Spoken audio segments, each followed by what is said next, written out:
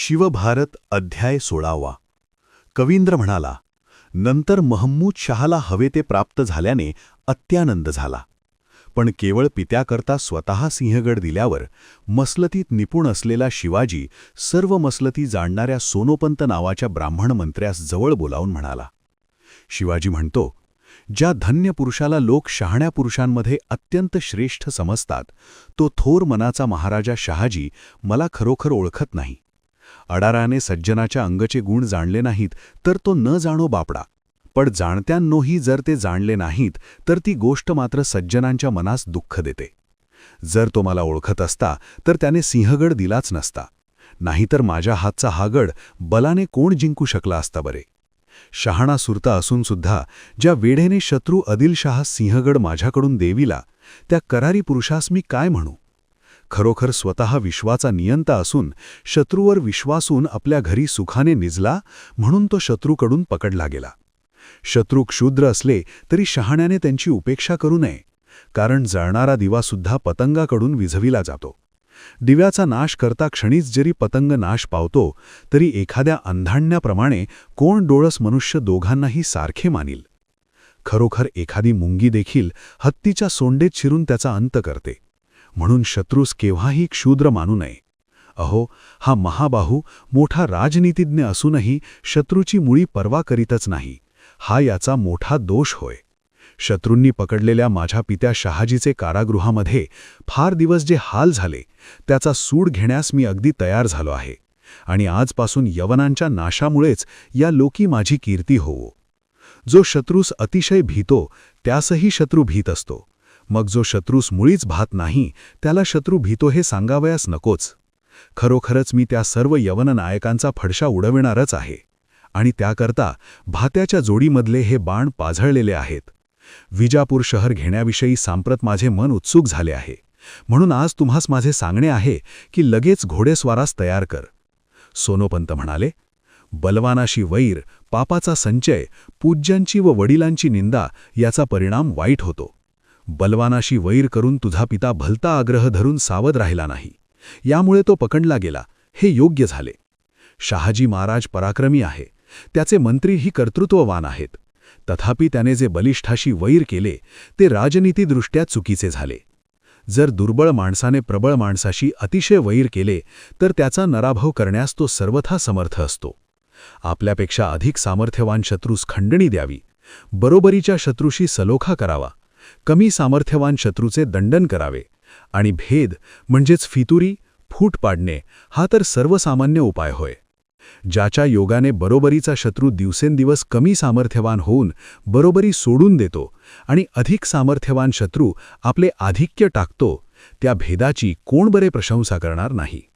हे राजा, कमी सामर्थ्यवान शत्रूच्या ठिकाणीसुद्धा भेद योजणे योग्य आहे. कारण कमी सामर्थ्यवान शत्रूसुद्धा अधिक दुर्बळ होणे हे युद्धात फायद्याचेच होईल. हा दुःखित आहे असे मानून जर कमी सामर्थ्यवान शत्रूचे सांत्वन केले तर तो मनात फुगून जाऊन आपणा स्वतःलाच मोठा समजू लागतो. हे राजा, दुर्बळ शत्रूचे प्राबल्य त्याचप्रमाणे प्रबळ शत्रूचे दौर्बल्य हे कालमहात्म्याने झालेले आढळते. सारांश: वरुणाच्या ह्या मताकडे जो राजा चांगले लक्ष देतो तो दुर्बळ शत्रूचे सहज शासन करतो. समर्थ आणि असमर्थ असे दोन प्रकारचे उपाय आहेत.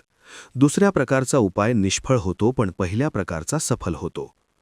स्त्रिया शक्तिहरण करतात, मद्यपान मतिभ्रम उत्पन्न करते, द्यूत धन नाहीसे करते, कृपणपणाने कार्याची हानी होते, कठोर भाषण हे अभद्र आहे, तसेच मृगयेपासून पाप लागते. आणि हे राजा, कडक शासन हे अत्यंत अपकीर्तिकारक आहे. म्हणून ही सातही व्यसने टाकावीत, कारण यापैकी एकही मतिनभ्रंशास कारण होते. जर त्यापैकी एकानेही मतिभ्रंश होतो तर ती अनेक सेवन केल्यावर कोणता माणूस अधोगतीस जाणार नाही. राजनीतिशास्त्राविषयी तिटकारा असणारा, आपल्या कामामध्ये आळशी आणि व्यसनात मग्न असणाऱ्या माणसाला लक्ष्मी सोडून जाते. तो अतिशय बेसावध झाला असताना खजिनदार खजिना लुटतात आणि दुष्ट अधिकारी लोकांस पीडा देतात. नाना व्यसनात राजाचा भ्रम वृद्धिंगत होतो आणि भ्रम अतिशय वाढल्याने त्यास योग्यायोग्य कळेनासे होते. योग्यायोग्य कळेनासे झाल्याने सर्व लोक त्याचा अपमान करतात आणि कार्याच्या ठिकाणी नेमलेले लोक ती ताबडतोब करीत नाहीत.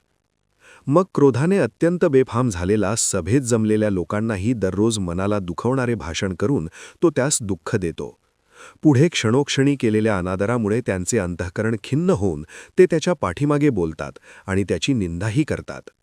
नंतर कोणी त्यास सोडून जातात, कोणी त्याविषयी उदासीन राहतात, कोणी त्याच्या शत्रुपक्षाला मिळून सुखाने राहतात, कोणी त्यास कोपी समजून शिव्याशापच देतात, कोणी त्यास न सोडले तरी पूर्वीप्रमाणे त्याची सेवा करीत नाहीत. ह्या 7 व्यसनात आसक्त झाल्याने तो शत्रूचे कपट, कारण, बळ न जाणता केवळ अहंकाराने आपणास समर्थ मानतो.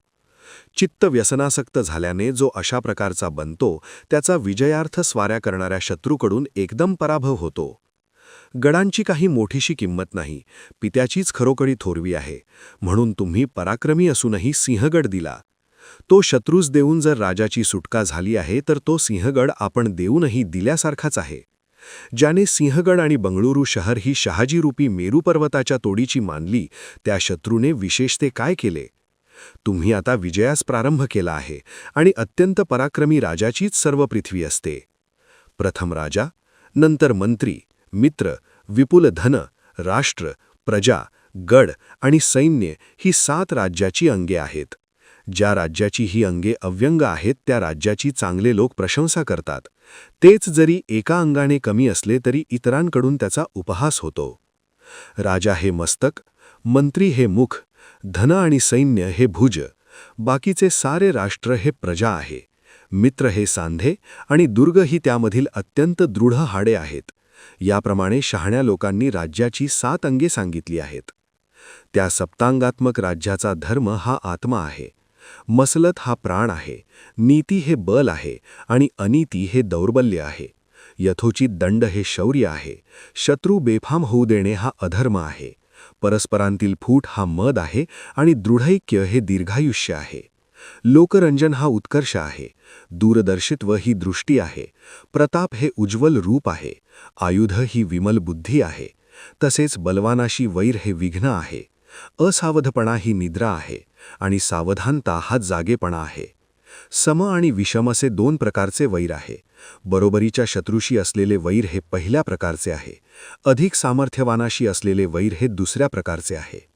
समवैरामध्ये दोघंही बरोबरीचे असल्यामुळे कोणालाही खरोखर विजय मिळणार नाही. विषमवैरामध्ये अधिक सामर्थ्यवानाचे सामर्थ्य अधिक असल्यामुळे त्याला विजय खात्रीने मिळावयाचा. फत्तेखानाच्या पराभवामुळे आणि मुसेखानाच्या वधामुळे अहो महाराज, महमूद शाह हा रात्रंदिवस तुमचा द्वेष करीत आहे. महाराज पहा, तुमच्या देशाला लागूनच असलेले आदिलशाह आणि दिल्लीचा बादशाह हे बलाढ्य मुसलमान तुमचा रात्रंदिवस द्रोह करीत आहेत. ते दोघे शत्रू दोन्हीकडून ज्या तुमच्यावर क्रुद्ध झाले आहेत त्या तुमचे येथे राहणे हे सांप्रत खरोखर योग्य नाही. म्हणून महाराज, अत्यंत दुर्गम अशा स्थानी राहून जग जिंकण्याचा प्रयत्न करा. तुम्हाला शिवाजी महाराजांना काय अजिंक्य आहे? शंकराने कैलासाचा, इंद्राने मेरूचा आणि विष्णूने समुद्राचा आश्रय घेतला आहे.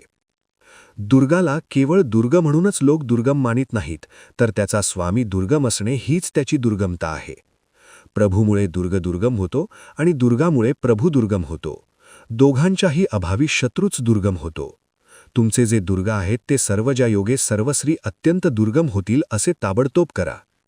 सोनोतांडे यांचे भाषण ऐकून अति मोठ्यांनासुद्धा माननीय असलेल्या त्या नृपश्रेष्ठाला ते पसंत पडले. नंतर त्रिभुवनाचे पालन करण्यासाठी प्रभुत्व धारण करणारा, पित्याच्या शत्रूचा द्वेष करणारा, यवनांचे मोठे कंदन करण्यास उद्यत झालेला आणि निर्भय असा शिवाजी समग्र पृथ्वीच आपल्या तळहातात आली असे मानू लागला.